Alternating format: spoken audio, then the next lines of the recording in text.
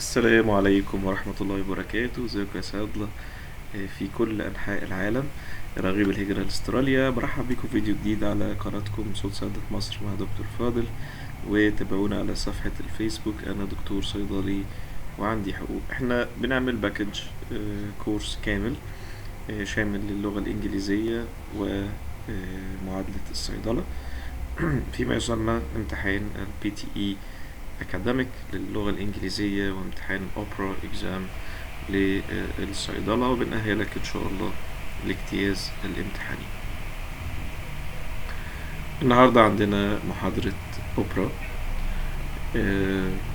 طبعا احنا بنعمل محاضرات على الزوم، بتكون لايف سيشنز، وفي حاجات بتبقى مسجلة، لكن لازم بنتقابل كتير علشان نناقش الاستراتيجيز بتاعة الامتحان، وده أهم من المعلومات. كتير بيخش الأوبرا إكزام أو PTE ب good يعني knowledge of pharmacy أو good knowledge of English language، لكن في الآخر الاستراتيجي أهم من knowledge بالنسبة لامتحانات المعادلة عموما، مش بس الأوبرا والPTE. فهنبدأ كده من مطرح ما وقفنا المرة اللي فاتت عند الأسبرين. احنا طبعا بانتظار زميلنا العزيز دكتور خالد هينضم لينا على الزوم، واحنا شغالين دلوقتي. فنبدأ كده بسم الله. كنا وقفنا عند الدراج انتراكشنز او الدراج انتراكشنز، ودي من اكتر الاجزاء اللي بتيجي في امتحان الاوبرا. امتحان كتير بيجي فيه اجزاء من النوع ده، يقولك ايه اللي متاخدش معاه ايه. دي حتة مهمة جدا وبيسألوا فيها على طول يعني. كنا وقفنا المرة اللي فاتت عند الاسبرين. قلنا ان لو خدنا oral hypoglycemic agent، يعني دواء بيقلل السكر، طبعا الكلام هنا عام، يعني oral hypoglycemic يبقى ساعتها مثلا بقى ايه، كان بايجلونايد، كان سيزوليدين دايون، كان whatever سلفونيل يوريا. لو خدنا oral hypoglycemic agent مع الاسبرين ممكن يعمل زيادة في الهايبوغليسيميك إيفكت بتاع الدواء، وبالتالي دخلنا في هايبوغليسيميك كلاسيميا أو هايبوغليسيميك كوما. فدي حتة خطيرة جدا، ودي بالمناسبة life threatening condition. لما بنلاقي حد عنده هايبوغليسيميا، لا قدر الله حد جاله إغماء ومعروف إن عنده سكر، احنا بنحاول لو هو فايق نديله سكر في صورة سائلة، يعني سكر دايب في مية مثلا، او مشروبات غازية مسكرة، اي حاجة زي كده بحيث يفوق. لو هو مش فايق اصلا، يعني كان كوماتوزد او الوعي عنده ضعيف، فبنعمل بنديله حقنة جلوكاجون، لان هي بتظبط العملية دي ميتابوليك يعني. طبعا دي life threatening condition زي ما قلنا، ممكن البيشنت لا قدر الله بعد الكوما يحصل دس، فلازم نتحرك بسرعة. ولو مفيش إمكانية حتى للتحليل بندي الحاجة المسكرة دي زي ما قلنا، أو حقنة الجلوكاجون فورا لحين ما نتقصى هل دي زيادة ولا نقص، لأن لو عنده نقص سكر ممكن يخش في كوما ودس، لكن لو عنده زيادة مش هيحصل له حاجة. بدل ما السكر يبقى 400 مثلا يبقى 450، فمش بيج ديل يعني. بعد كده عندنا البروبينيسيد. بروبينيسيد طبعا ده دواء خاص بمرض النقرس او الجاوت. البروبينيسيد بيزود الاسبرين ليفل، فما يتاخدوش مع بعض، و بيقلل الافكت بتاع البروبينيسيد كيوريكو سوريك دراج. لكن ممكن ندي لو دوز اسبرين طبعا اللي هي بتتاخد للسيولة، اللي هو بيبقى 100 مثلا او حاجة و80 او كده.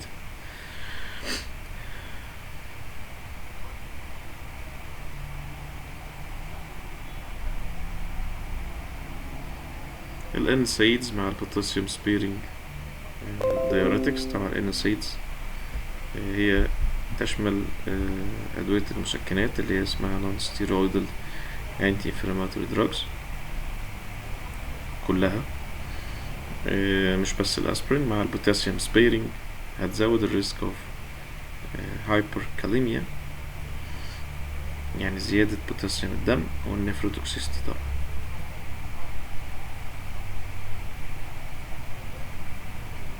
لكن طبعا اللو دوز اسبرين برضو في الحالة دي acceptable. عندنا كاتيجوري او كلاس اوف دراجز اسمها، كنا بنقولها اختصارا كده ماو انهبيتورز، اللي هي مونو امين اوكسيديز انهبيتورز. طبعا دي ادوية الهدف منها انها بتعالج الهايبرتنشن. ده بقى هنا هنخش على فود دراج انتراكشن.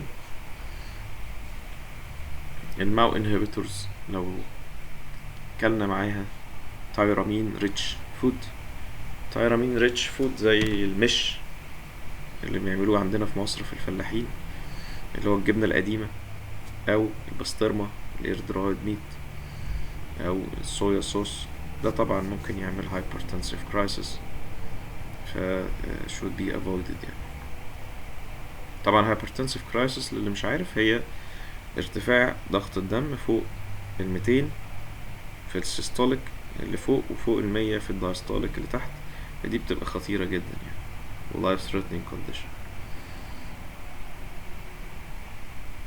الماو انهبيتور مع الليفودوبا بيزود الاكشن بتاع الليفودوبا، مع الجوانستادين بيقلل الانتي هايبرتنسيف افكت، ومع السودو افيدرين ممكن يعمل سيفير هايبرتنشن او كرايسيس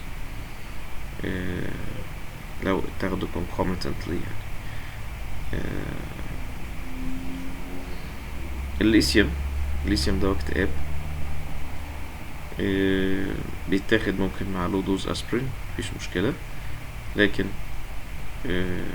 دي برضو بتيجي في الام سي كيو. ومع الهاي دوز غلط. ليه؟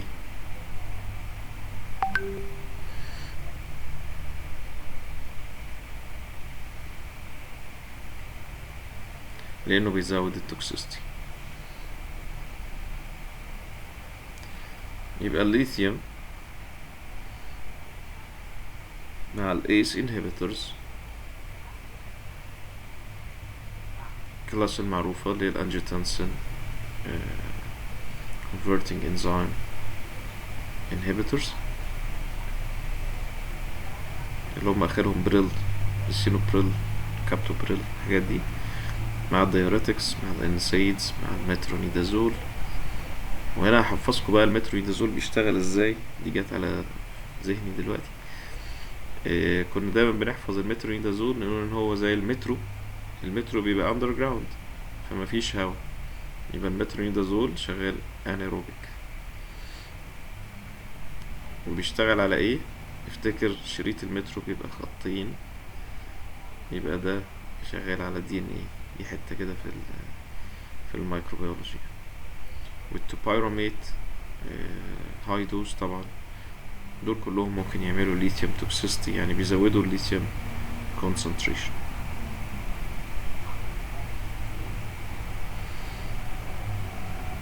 الاسيتازولاميد، بوتاسيوم، الصوديوم بايكربونات، والبوتاسيوم سيتريت، كل دول بيزودوا الليثيوم اكسكريشن، يعني يقللوا الدوز ويقللوا الافيكاسي بتاعته. هالوبريدول وكاربامازepine، هالوبريدول اصلا ما بقاش مستخدم، لكن هو ساعات بيجيب لك كلاسيك كويستشنز يعني. الاثنين دول بيزودوا النيوروتوكسيستي مع الليثيوم. طيب السيوفيلدين والكافيين، يعني الشاي وقهوة، والهايبرنتريميا زيادة الصوديوم تقلل السيرم ليفل اوف ليثيوم. الديجوكس مع الليثيوم مفيش دراج انتراكشن. ودي كده دايما الحاجات اللي تلاقيها غريبة دايما تركز عليها، لان هي دي اللي بتيجي في الاسئلة، الاكسبشنز. فالديجوكسين ملوش افكت، ملوش دراج انتراكشن مع الليثيوم، يبقى دي حاجة تهتم بيها.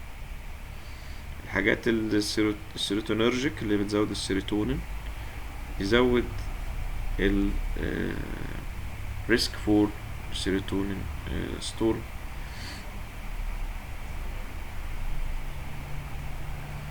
مع الليثيوم يعني كأنها بتزود الإفكت بتاع الأدوية دي. الأنتي سايكوتكس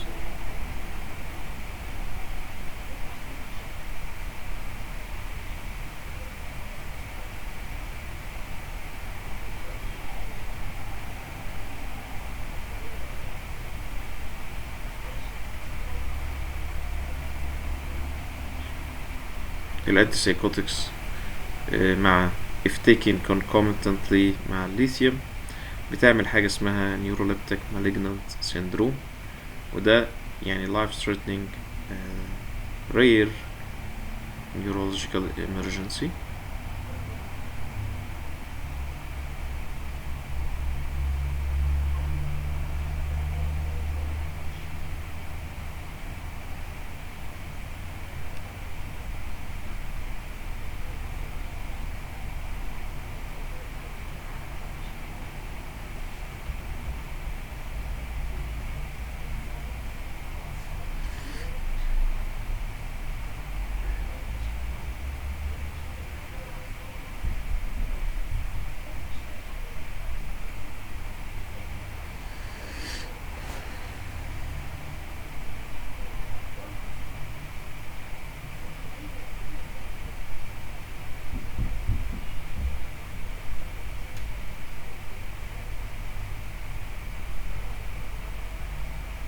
بعد كده عندنا الكلوربرومازين مع الليثيوم بيقلل الكلوربرومازين ليفل.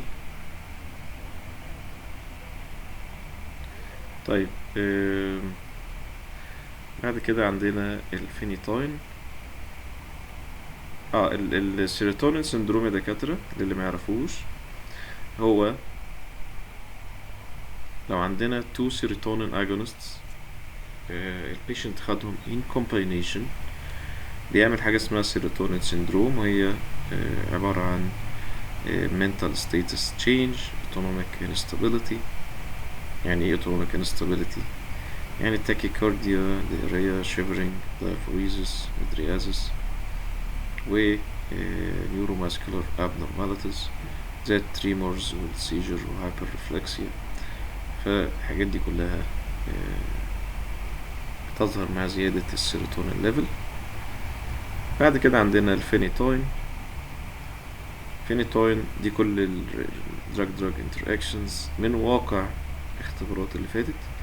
فينيتوين مع وارفرين يقلل الوارفرين، فينيتوين مع الليدوبا يقلل الليدوبا، مع السايكلوفوسفامايد يزود السايكلوفوسفامايد ليفل في البلاد، مع الكونتراسبتيف بيلز يعمل لها فيلير أو بيسموها COCs يعني.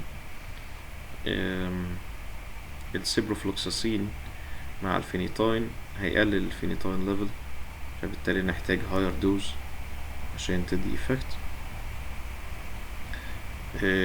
برضو من أهم الحاجات الفينيتاين مع الجريب فروت ما بيديش أي مشاكل، مفيش دراج انتراكشن، ومع الفاموتيدين مفيش دراج انتراكشن. الكربامازيبين دي كل التفاعلات بتاعته، طبعا ده بنزودايزابين.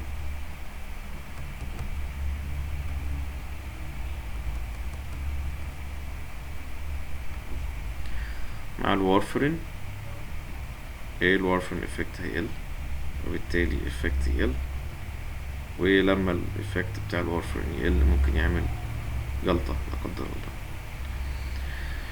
مع السيوفيلين هيقلل السيوفيلين، يبقى carbamazepine is not taken with seuphilin as seuphilin effect decrease.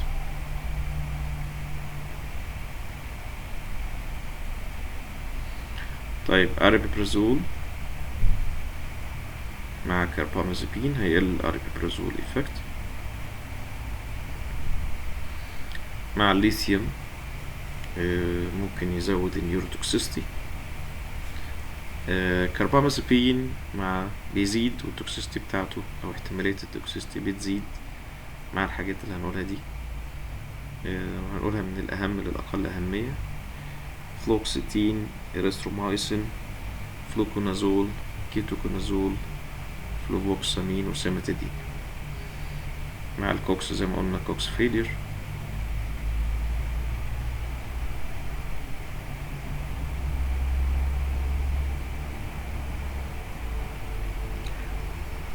ومع طبعا الكوكس اللي هي combination oral contraceptive pills.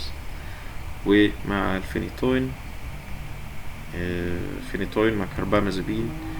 الفينيتوين يقلل الكربامازيبين ليفل في البلد، وهو نفسه بيزيد او يقل، فبالتالي بيحتاج مونيتورنج لو احتاجنا الاتنين مع بعض كليفل في البلد وككلينيكال افكت. طبعا مش كل الليفل في البلد بيؤدي الى كلينيكال افكت، يعني مش لازم يظهر اعراض من الليفل بتاع الدواء، لكن قد يظهر، فلازم بنعمل مونيتورنج للاتنين. مع الستاتنز يبقى كربامازيبين مع ستاتين، مفيش دراج انتراكشن، دي برضو MCQ متكرر. مع الفالبرويك اسيد، ايه اللي بيتفاعل مع الفالبرويك اسيد؟ اللاموتريجين لو خدناه مع الفالبرويك اسيد يزيد ليفل اللاموتريجين ويعمل لنا سكين رياكشن ويكون سيريس. ومع الوارفرين بيزيد الوارفرين افكت، وده طبعا في منتهى الخطورة لانه هيزود السيولة. والوارفرين من الادوية الغلسة قوي، يعني تلاقيه بيتفاعل مع حاجات كتير،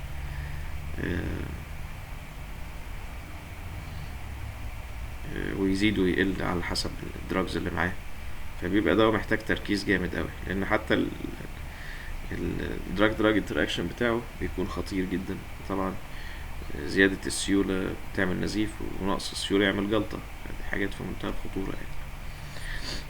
اللاموتريجين مع الفالبرويك اسيد هيزيد اللاموتريجين، وممكن يعمل سيريس سكين رياكشن.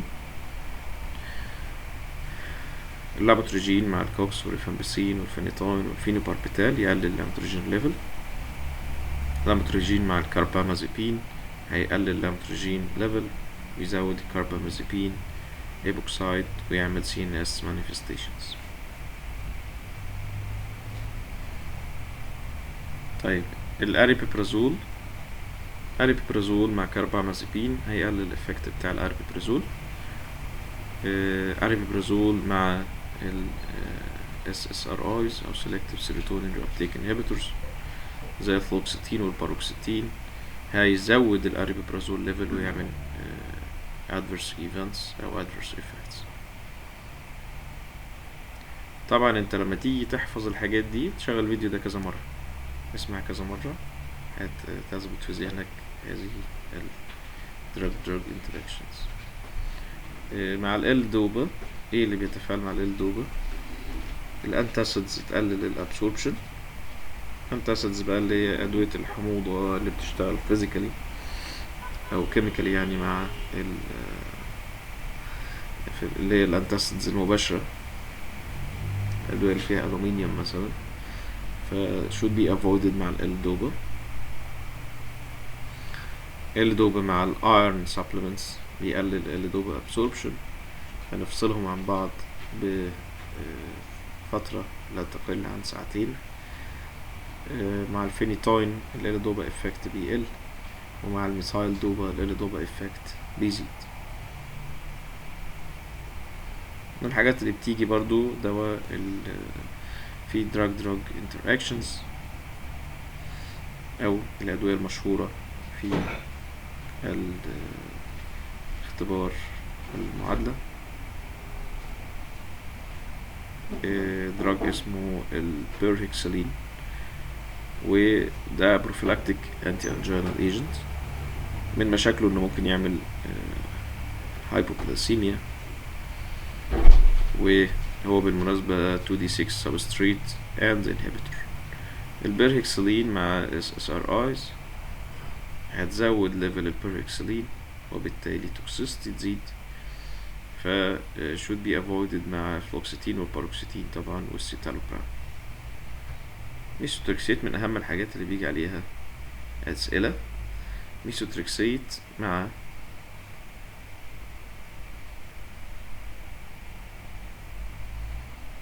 الاسبرين او الانسيتس ممكن يحصل توكسيستي، ف should be avoided.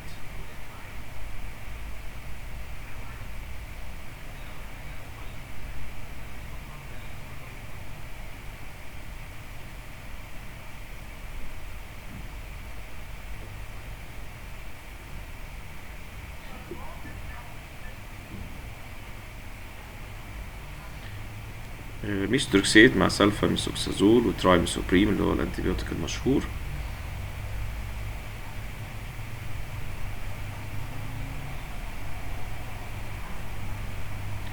ممكن يعمل PMS. لفلونامايد مع الميثوتريكسيت يزود الريسك of hepatotoxicity.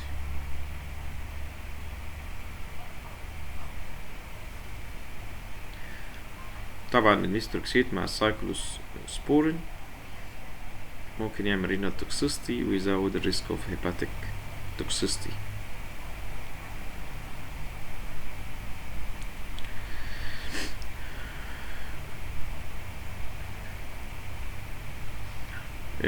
السيبروفلوكساسين والبروبينيسيد والبنسلين والبروتون بامب انهبيتورز كلهم بيزودوا الميثوتريكسيت ليفل والتوكسيستي. طبعا كل واحدة من دول MCQ. ميركابتوبيورين وازاثايبرين مع الامينو ساليسيليت هتزود الريسك بتاع البون مارو سبريشن، عشان كده بنحتاج نمونيتور CBC او الكومبليت بلاد كاونت. الالوبيورينول مع الميركابتوبيورين والازاثايبرين هيزود الريسك اوف سيفير PMS، فبنأفويد او بنقلل الدوز. اهلا يا دكتور خالد. السلام عليكم. وعليكم السلام ورحمة الله وبركاته. دكتور فاضل، ازيك يا دكتور خالد؟ رمضان كريم عليك وكل سنة وانت طيب، ربنا صوتك بخير وصحة وسعادة. الله اكرم يا حبيبي، ربنا يحفظك ويبارك فيك. ربنا يخليك يا دكتور. ربنا يخليك يا دكتور. الأخبار اتأخرت عندك؟ علينا شوية. يلا معاك. كنا وصلنا يا دكتور ل الدراج انتراكشنز بتاعة الدوكسوروبيسين. احنا المرة اللي فاتت يا تمام. دكتور اتناقشنا في الميركابتوبيورين ازاثايبرين دراج انتراكشن، وقلنا بتزود الBMS، وكنا ناسيين ايه هي الBMS، فهي البون مارو سبريشن. بالظبط. فعشان كده بنمونيتور بالCBC دي، برضو حبيت افكرك بيها. حلو. الدوكسوروبيسين طبعا طريقة المذاكرة كنت لسه بقول يا دكتور للزملاء اللي هيشوفوا الفيديو ان شاء الله بعدنا، ان طريقة مذاكرة DDIs او دراج انتراكشن ان احنا بنسمع الفيديو كذا مرة فبيثبت عندنا المعلومات. تمام. الدوكسوروبيسين ده 3A4 سبستريت. طبعا 3A4 اللي هو واحد من السيتوكروم P450، وهو الأشهر وبيعمل الميتابوليزم ل60-70% من الأدوية. فطبعا should be avoided مع الأسبرين.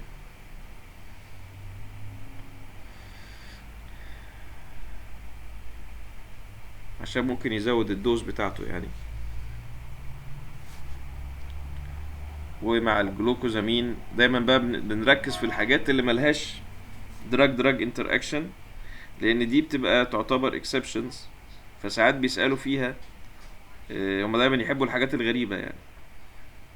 ف جلوكوزامين مع الدوكسوروبيسين ما بيديش دراج انتراكشن.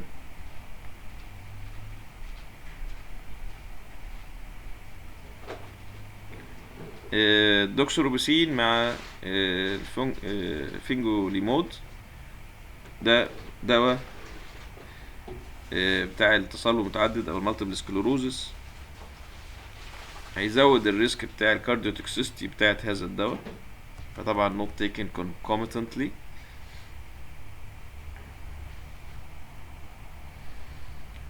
تفاعلات السايكلوفوسفامايد سهلة، مفيش غير مع الفينيتوين، بيزود السايكلوفوسفامايد ليفل.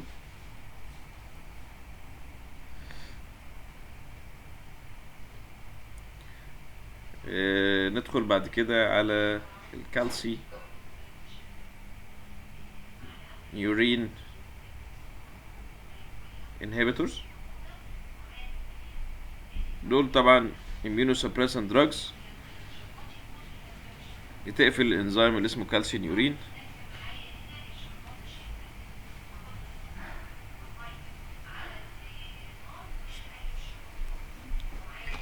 ثانية واحدة يا دكتور.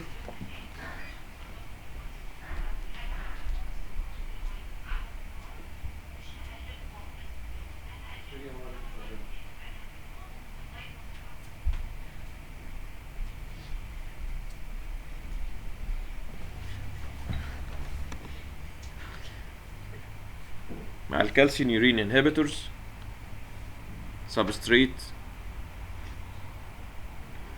كسبستريت ومودريت انهبيتور بتاع 3 اي 4 والبي جي بي يا دكتور.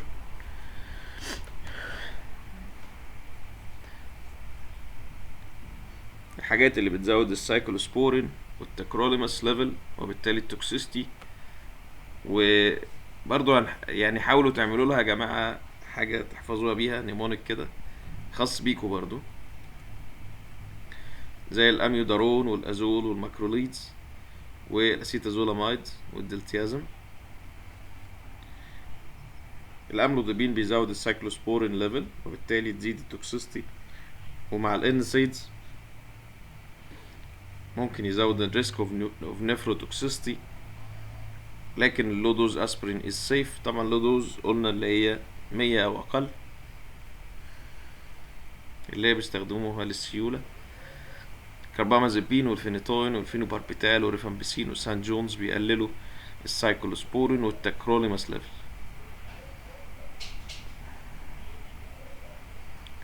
كولشيسين كدواء فيرست لاين للجاوت، ممكن يعمل مايوباسي خصوصا مع الستاتنز والفايبريتس لان هم اوريدي بيعملوا ده، وهو سبستريت لل 3 4 بي جي بي برضو. دلتيازم ويرباميل وماكروليدز وكيتوكونازول وكالسيوم يورين انهبيتورز، كل دول بيزودوا الكولشيسين ليفل اند توكسيستي. ليه؟ لان طبعا الكولشيسين سبستريت لل 3 4 زي ما قلنا.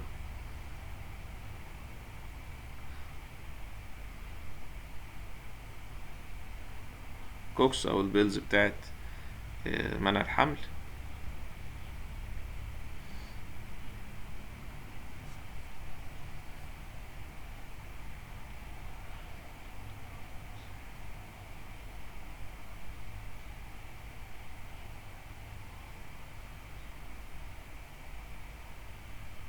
هو الصوت واضح يا دكتور خالد؟ واضح يا دكتور واضح. تمام. بس انا شغال من المايك بتاع اللاب، فقلت يكون يعني بعد ما اشتغلت شوية من السماعة لقيتها مفصولة. تمام يا دكتور زي الفل. تمام يا دكتور.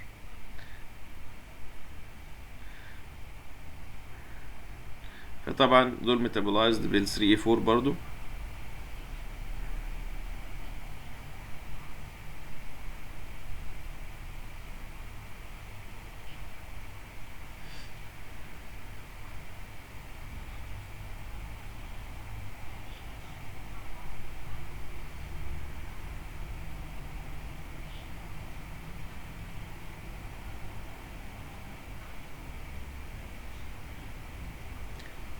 اما الاي يو دي بقى اللي هي الانتراتوريان ديفايس،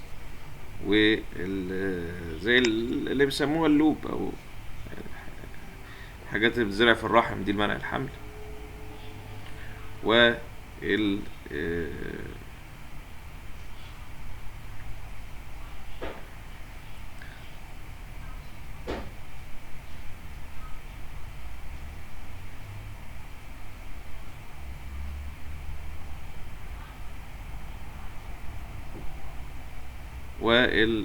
MPA اللي هو الميدروكسي بروجستيرون اسيتيت ديبو،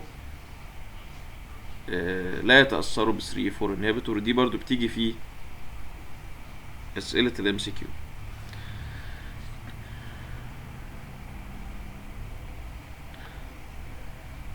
الحاجات دي كلها هتقلل الكوكس افكت وبالتالي تعمل فيلير وممكن الست تحمل، وممكن تيجي كيسز يعني يقولك واحدة كانت بتاخد الكونتراسبتيف بيلز وحملت، وبعدين يحكي لك في الهيستوري انها مثلا اخدت ريتونافير او حست باكتئاب فاخدت سان جونز، جريسيو فيلفين او توبايراميت او لاموتروجين وفينوباربيتال وفينيتوين وكربامازيبينز. كل دول يبوظوا الكوكس تريتمنت. ولو اتاخد مع اللاموتروجين زي ما قلنا هيقلل كمان الافكت بتاع اللاموتروجين، يعني كأنهم بيقللوا بعض، والسيليجولين هيزود الليفل بتاع السيليجولين.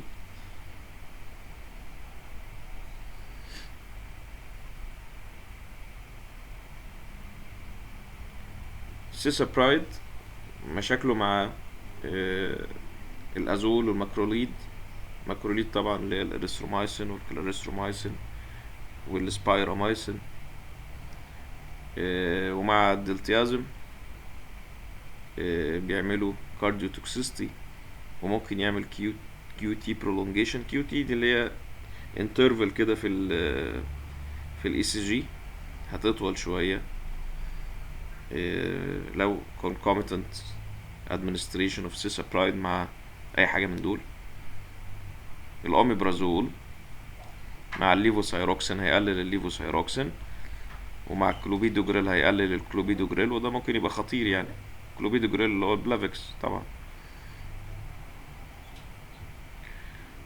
السيمتيدين الدواء ده من كتر مشاكله مبقاش يستخدم قوي. مع البنزودايزابين هيزيد الليفل بتاع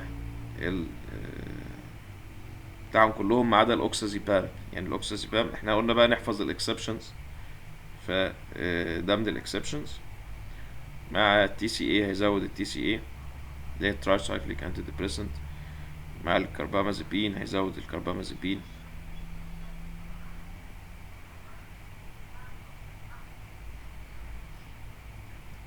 طبعا ده كربامازيبين واحد من البنزودايزابينز يعني، فهو كده كده قلنا بيزود الليفل بتاعهم كلهم بما فيها الكربامازيبين يعني. ومع الفيراباميل هيزود الليفل بتاع الفيراباميل في البلد.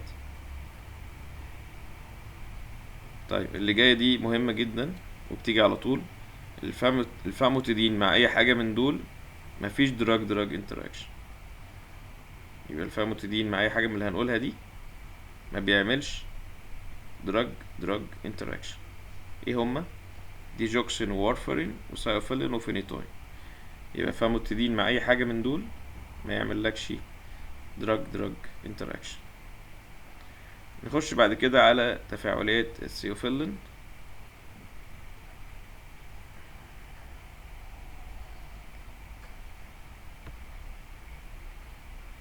السيوفيلين الليفل بتاعه بيزيد لو اتاخد مع هاي دوز اللوبيرينول، سيبروفلوكساسين وفلوفوكسامين.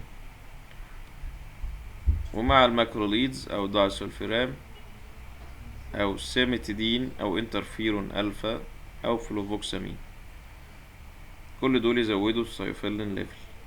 طيب ايه اللي هيقلل السيوفيلين ليفل؟ السموكينج والاوميبرازول وكل الانديوسرز والسكرالفيت والكوليستيرامين. طبعا السموكينج من اشهر الانديوسرز زي ما احنا عارفين.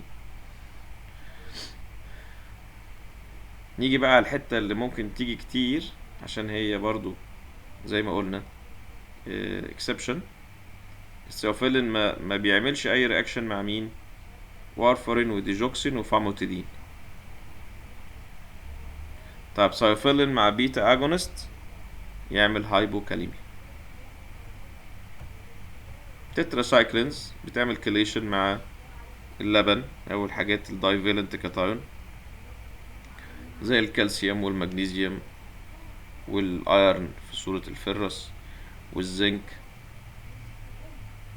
لان بيحصل كليشن. ومع الريتينويدز تتراسايكلين بيعمل حاجة اسمها بناين intracranial hypertension، ارتفاع في ضغط الدم داخل الجمجمة.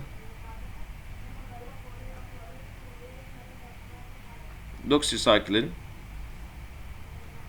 بيعمل كليشن مع الايرون والزنك، لكنه سيف مع الديري برودكتس بعكس التتراسايكلين، وممكن الليفل بتاعه يقل if taken مع ال PPIs proton pump inhibitors. الكينولونز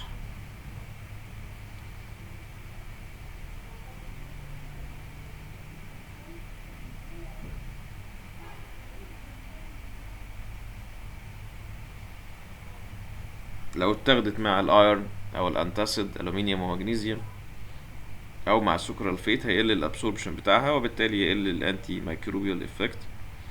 السيبروفلوكساسين بتعمل كليشن مع الاسيد مع الانتاسيد والكالسيوم والايرن. نخش بقى على تفاعلات الماكروليدز، وهي جروب اوف انتيبيوتكس طبعا، والبيرنت كان الاريثرومايسين. الاريثرومايسين مع الزافيرلوكاست هيقلل الليفل بتاعه،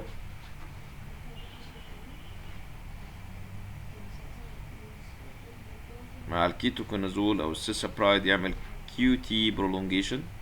يبقى اريثرومايسين مع كيتوكونازول او السيسابرايد يعمل كيو تي انترفال برولونجيشن.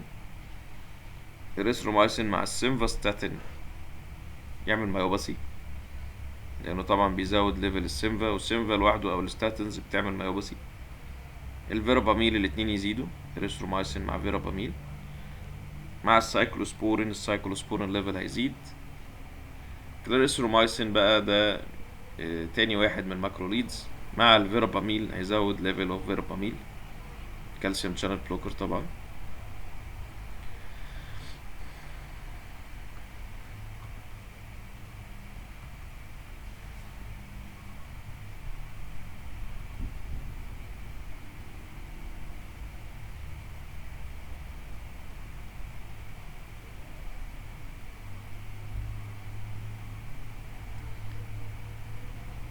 بعد كده نخش على الازولز.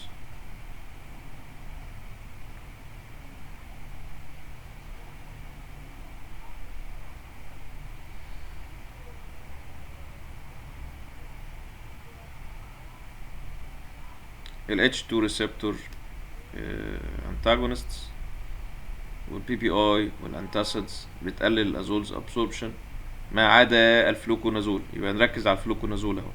يبقى الفلوكونازول مع كل الحاجات دي الوحيد في الازولز اللي ما بيقلش تركيزه في الدم.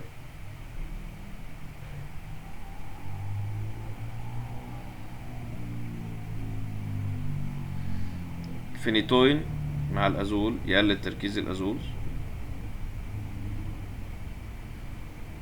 ويزيد تركيز الفينيتوين، وبالتالي تزيد التوكسيستي.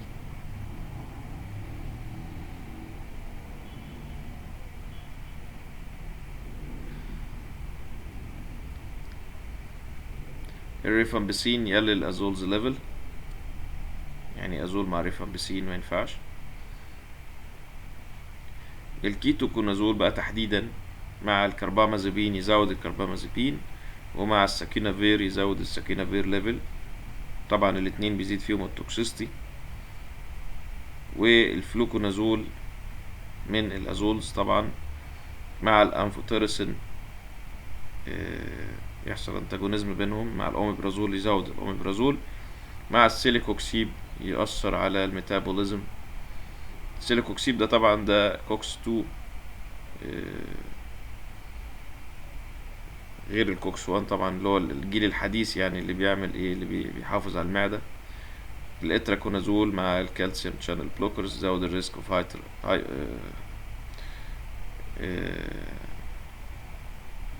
الفايبريليشن.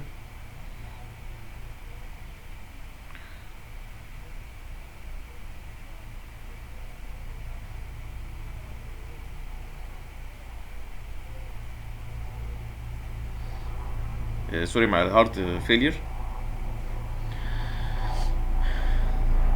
نخش بعد كده على الثايروكسين. الثايروكسين طبعا اللي هو المشهور في السوق باسم التروكسين، تركيزاته 50 و100. ده بيقلل الابسوربشن بتاع الكالسيوم والايرن، سكرالفيت، كوليستيرامين وسيبروفلوكساسين والبروتون بامب انهبيتورز والريلوكسيفين. ولو اتخذ مع الفينوباربيتال او الفينيتوين او الريفامبسين او الكربامازيبين هيزيد الميتابوليزم بتاعه وبالتالي يقل الليفل بتاعه في الدم. لو اتخذ مع الكوكس محتاجين نزود الثايروكسين دوز عشان الانتراكشن بينهم.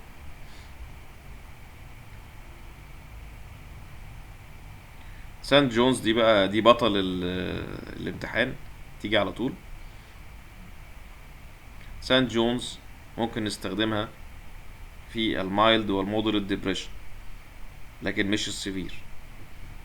هي انزيم انديوسر مشهور لل 3A4 وال 2C9 وال 2C19 وال BGB و does not worsen asthma symptoms. مهمة وبتيجي but can cause serotonin syndrome اللي اتكلمنا عليه في أول الفيديو، اللي هو زيادة السيروتونين في الدم. طيب بيعمل تفاعلات مع ايه سانت جونز؟ مع الاستروجين يبوظ الكوكس تريتمنت، يعمل كوكس فيلير.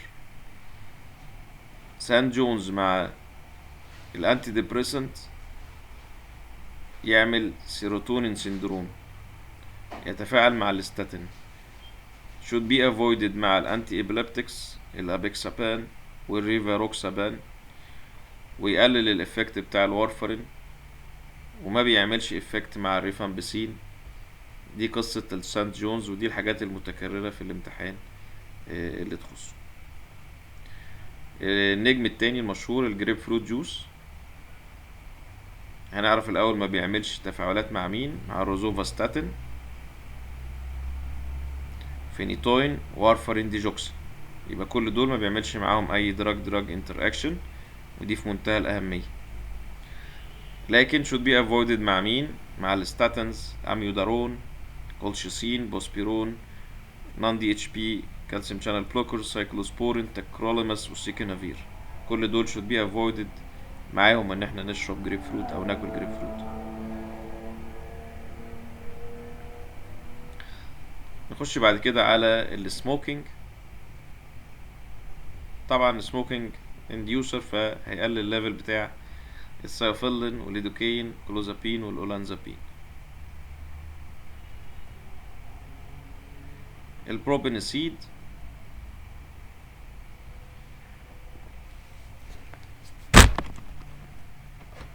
لو اتاخد مع الحاجات دي هيزود الليفل بتاعها ويعمل توكسيستي. بيديسيلين وسيفالوسبورين وكاربابينم وميثوتريكسيت.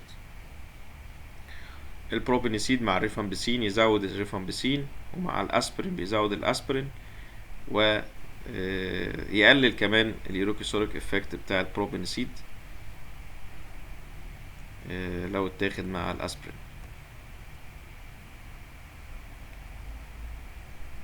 فوسفودايستريز انهبيتور 5 انهبيتورز مع الالفا بلوكرز ممكن تعمل هايبوتنشن ويكون سيمتوماتيك، يعني ليه اعراض اللي هي السينكوبي او الدوخة، ولكن وزن الالفا بلوكرز بيكون اقل مع الالفا زوسين والتامسولوسين، و should not be combined في حالات البناين prostate hypertrophy. ال PDE5 inhibitors cannot be taken with nitrates ونيكورانديل، وبتقلل الميتابوليزم بتاع السيبروفلوكساسين والكيتوكونازول والاتراكونازول والريفامبسين. مع الاسبرين تركيز الاسبرين بيزيد، ومع البروبينيسيد تركيز او الافكت بتاع اليوروكيسوريك افكت بتاع البروبينيسيد بيقل.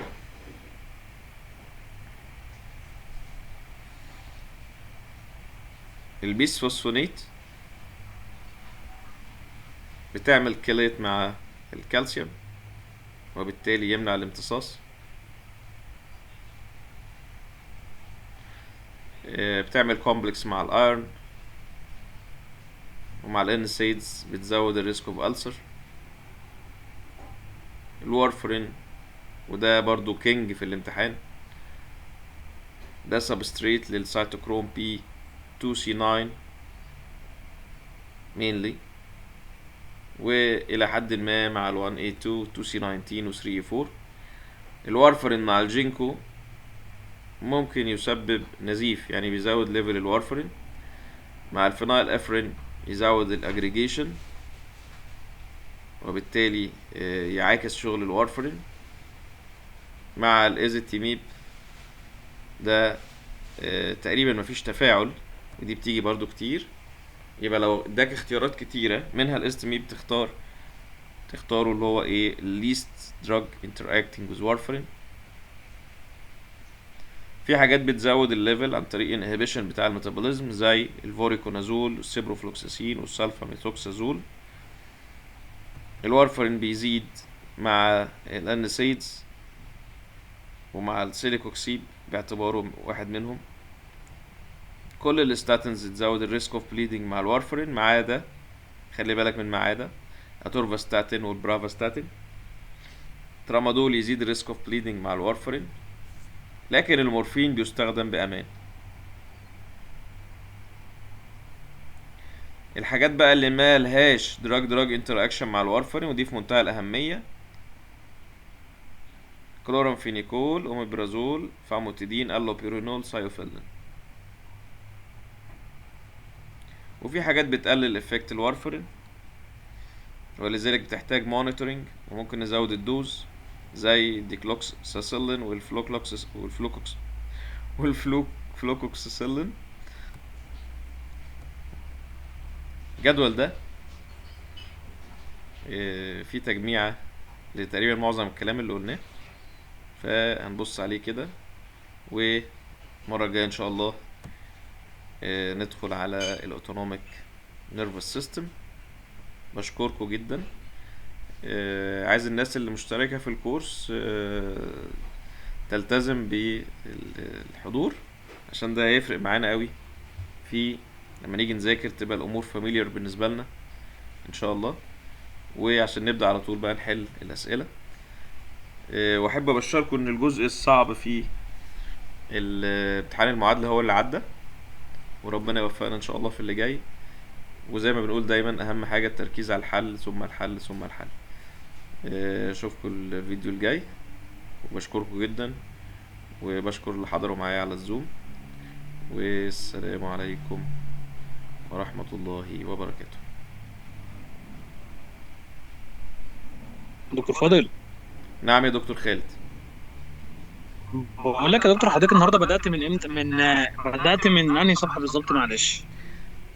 بدأت يا دكتور من 23، ونزلت على القناة الحتة اللي انت سألتني عليها، اللي هي من بعد من اول الاسيدوزس والالكالوزس. ميتابوليك اسيدوزز. ايوه، تمام نزلتها على القناة وهبعتها لكم على الجروب ان شاء خلاص، الله. ماشي يا دكتور. ماشي يا دكتور خالد، احنا كده ماشي. استاذنك يبقى بس ابعتها لي، وابعتها على الجروب بس عشان هي ابدا فيها واذاكر عينيا الحاجات يا اللي دكتور احنا. تسلم ايدك يا دكتور، شكرا. الله ألف يسلمك. شكر. اشوفك على خير ان شاء الله. مع السلامة. السلام عليكم. ربنا يخليك. مع ربنا السلامة. يحفظك. مع السلامة.